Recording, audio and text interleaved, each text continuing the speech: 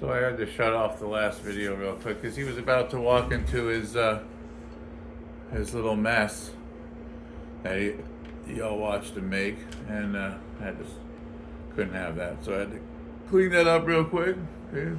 Just pick up some paper there.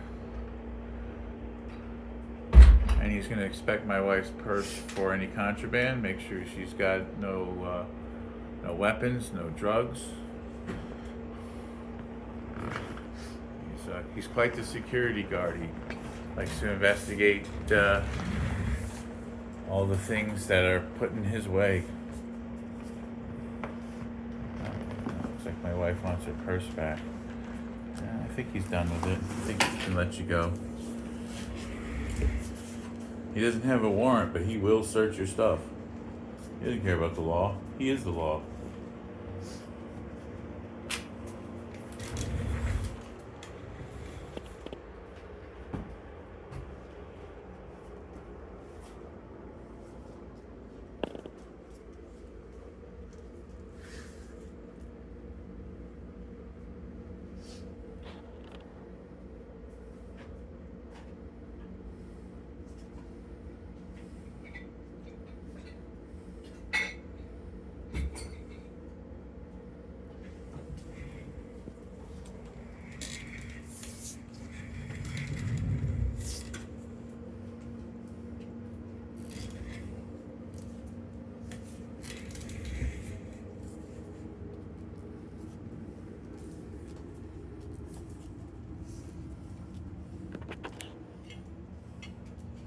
Oh, he's going into the bedroom. No, His wife no, left the door no, open. No.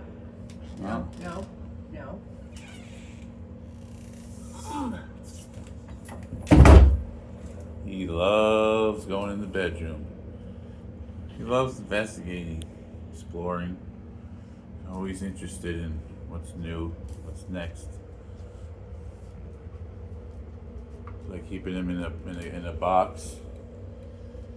Makes for a very depressed lizard. Very smart. They like exercise and stimulation.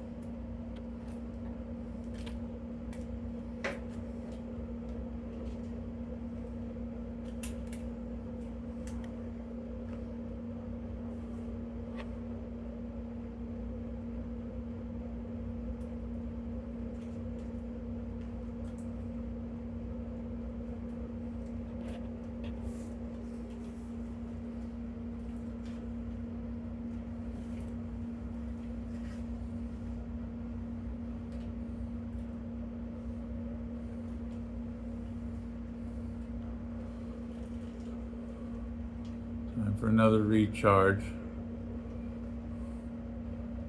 House is about 75 degrees. In the winter like this, it can get a little cooler. I'll show you the temperatures with a gun.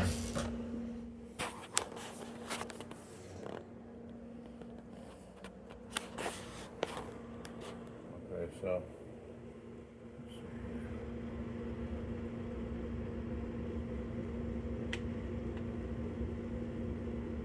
he's 98, 97 degrees. Like Go in here. It can be in the 80s up here. Down at the bottom, it gets a little hotter, like 90. I got a heating pad down there. So as he digs through here, he regulates his temperature. You know, these towels up here are like 80, 81 degrees. And then over here, it's in the 70s. Quite often he hangs out down here in the 70s. And then he comes up here, hangs up down here. I got these like balls on the bottom. You can wet them, and they provide humidity. You get them on Amazon. They're like, you know, for playing in the pool with kids. So I put those in there. It seems to work out really good. So now if I just do the floor is 74 degrees. You know, and he's in the 90s. Now these lights, you know, these lights get real hot. That's just the housing, right? So he's got to have his heat, right? You got to have the heat right, and he'll regulate it himself as long as you provide the zones, you know. So this is his hot zone, right? And then it gets a little bit cooler on this part, and then it gets even cooler on this part, right? So he can decide where he wants to be. He sleeps in here though most of the time. Just digs in there, finds himself a nice, comfortable spot. But those are the zones you want to have available to him. You know, if you live in cold weather climates, you got to keep the room temperature heated. I live in South Florida, so quite often all I really have to do is, you know, keep the window open because it's humid down here and the humidity gets in, and I keep the AC on, you know, to keep the temperature bearable for both of us. You know, he doesn't like it too hot either. You know, as soon as he gets warmed up, he's like out of there, man. He likes to come into the cool and hang out, and he just, while he's awake, just regulates his temperature, and now he's all juiced up, looking for trouble. I know you want to go outside. He loves going outside. But then sometimes he comes right back in. He's like, doesn't really want to be out there. It's surprising.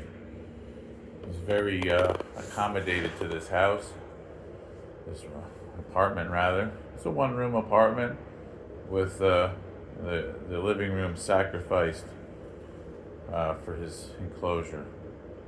And I wouldn't trade a thing, believe it or not, because there's nothing I like better than hanging out with this guy. He is my buddy. He's gotten very calm in the last 6 months. It took a minute to get him this way. He was very, very swatty. He would pick him up, he'd swat me, because that's his defense mechanism. That tail is vicious, right? There's videos of him swatting lions, multiple lions trying to attack a whitethroat.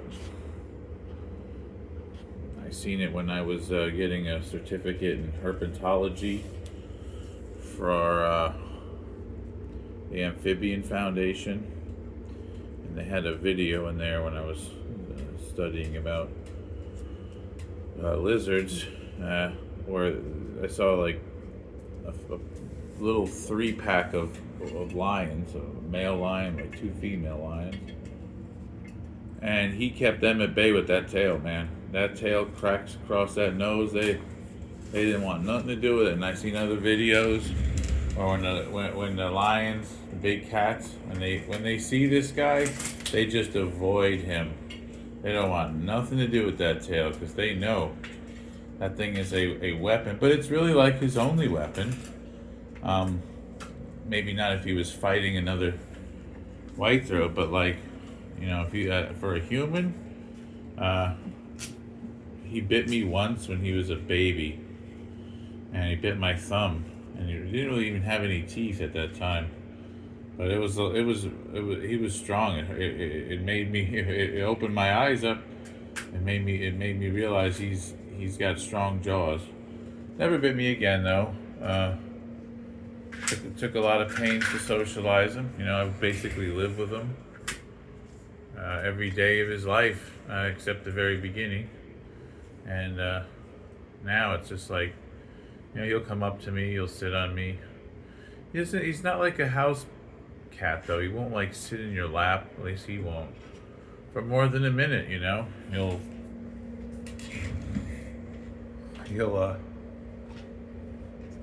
he'll let me hold him sometimes. If I when he will sit in your lap, if you want to take pictures and stuff like that, is grab him when he's sleeping. So like before he wakes up or after he's gone to bed, basically. He's like in a trance at those stages, and he doesn't really move. So if you want to get good pictures with him where he's not like constantly trying to get away from you, yeah, you want to take pictures like when you just grab him out of his sleep, out of his slumber, and he just looks at you like, what's going on? And he just is like frozen almost, and you can get all kinds of cool pictures because he doesn't move at that point. But other than that, when he's awake, he's constant motion, man. That's why I call him my little marauding Viking.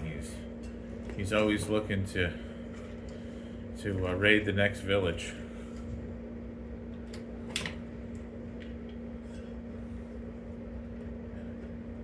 He likes this. I call it this his window, and I got it set up for him to sit up here. I try to make everything, human/lizard functional. You don't want to have furniture that if he did do something on it, you couldn't wipe it off. You don't want fabric furniture. You don't want carpeting that you can't pick up and hose off. Because unless you like doing a lot of work cleaning shit, basically, you want to have everything easily cleanable. So and I'm talking to the people that want to do what I'm doing here, by the way, which I know isn't probably most people, and I get it. Okay, I'm just reporting. I'm boots on the ground reporting the joy of doing it this way, right? If you can give up a part of your life for his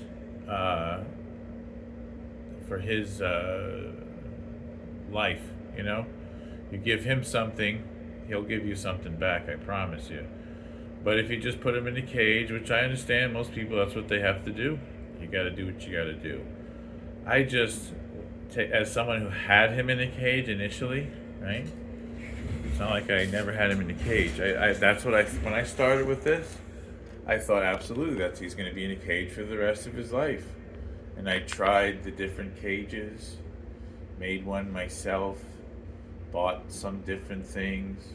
Eventually it all went in the garbage because the simplicity presented itself over time. And I'm just sharing that simplicity. Of course, there's requirements, but to me, it's 1,000 times easier to do it this way over time than to do it any other way. Ideally, if I had it the way, exactly how I want, you'd have like a cat door, and then outside would be an outdoor enclosure that he could go in and out of at will, giving him the best of both worlds. And ultimately, that's what I'd like to do, but I would need my own backyard, which I don't have at the moment. And so I make do and compromise and work with what I got. And you don't need much, really, like I say, other than the lizard, the ability to purchase his food and lighting, and then provide him with a safe space he can maraud around in. And if you're going to share that space with him, right, you're going to maybe have to make some compromises to the way you would have things. You know, would have a different setup here if it wasn't for him, because you don't want him getting hurt and you don't want him ruining your nice stuff, right? Sharing a living room with an apex predator requires some modifications, you know, but they're nothing compared to the unpleasant task of having to clean out a cage on a regular basis, man. I mean, daily. Unless you like the smell of nastiness, it's a daily job and it's expensive unless you have really the right kind of dirt available, because most people fill the cage with dirt because they're trying to copy nature, right? And I get it, but the kind of dirt that you want in there in the cages is not cheap, right? It's like reptile soil, because you don't want, you know, mites and parasites and worms and such things getting into his food or into his body or his blood. So that type of soil, that steam cleaned type of, you know, sphagnum moss soil type stuff, is expensive and time consuming. And once he leaves you a present on there, all right, you got to clean that, and then it's a lot of work, and it's unpleasant work, especially when the newness wears off. This methodology, if you want to call it that, of giving him free rein, works for a number of reasons. Not the least of which is he shits in the corner, like you saw in the last video that said Happy New Year's. If you haven't seen it, look at the video. It says Happy New Year's. He gave you all a display of what he does every day. I'm kind of, you know, showing you what life is like with a large lizard in your living room, and what you can expect. In my case, and I don't know that this will be in your case, he goes to the bathroom in that corner every day. So I just put some newspaper down, he does his business, and I throw it out. End of story. No dirt, no stank. Spray a little air freshener and you're good. Outside, I do is I wash him and stuff, so I don't have to have a washing going on inside the house. I just take him out, hose him down. Do that every couple days. More and more, I like letting him go outside because it's cool to see him in the bushes and walking around. He doesn't really try to escape or run away. He walks back in the house half the time because this is where his food is. This is where his shelter is, and he knows it. He's not stupid.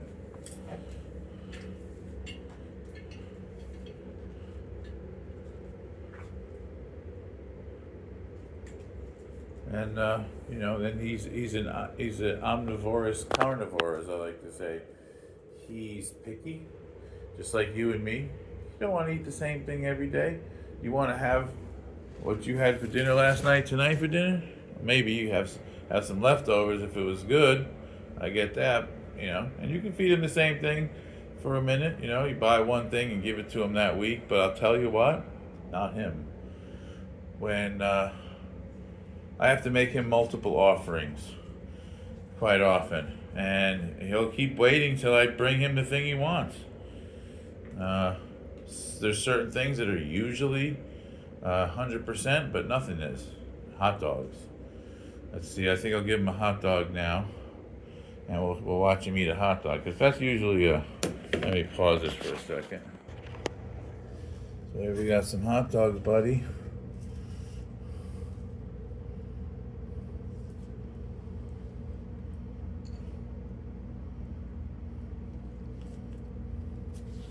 Yeah, hot dogs are usually a fan favorite.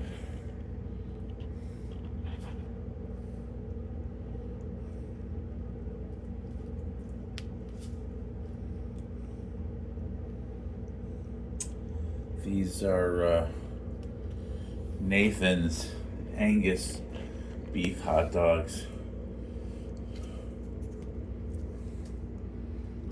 but he eats any kind of hot dogs. He's also a huge fan of Jimmy Dean sausages. Do you like Jimmy Dean sausages? Hmm?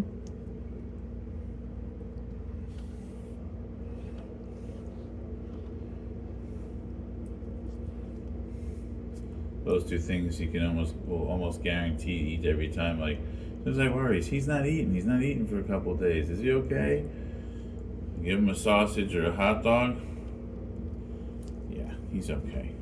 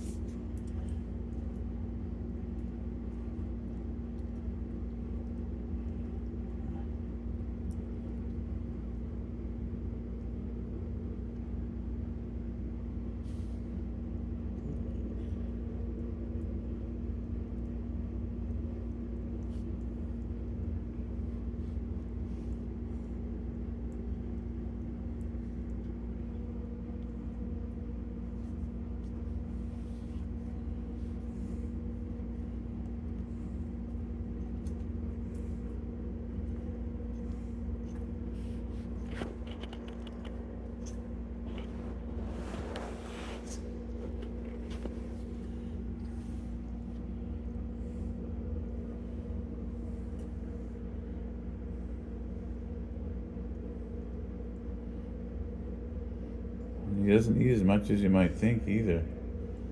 You want the rest of that? I think he's done. No.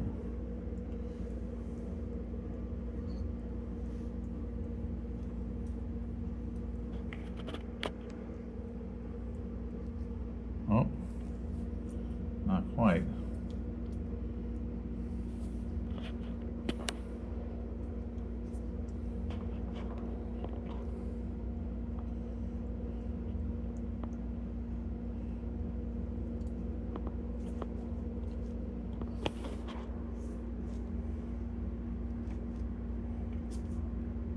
Oh yeah, that's the good stuff.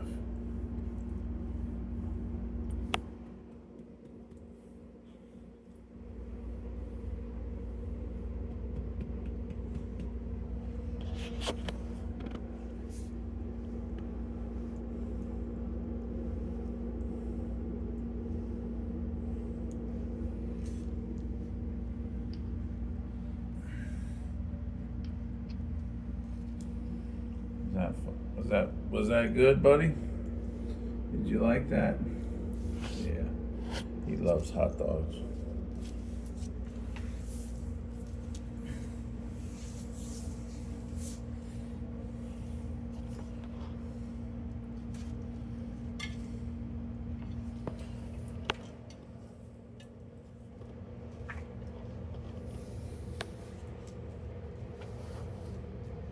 All right, that's all for now.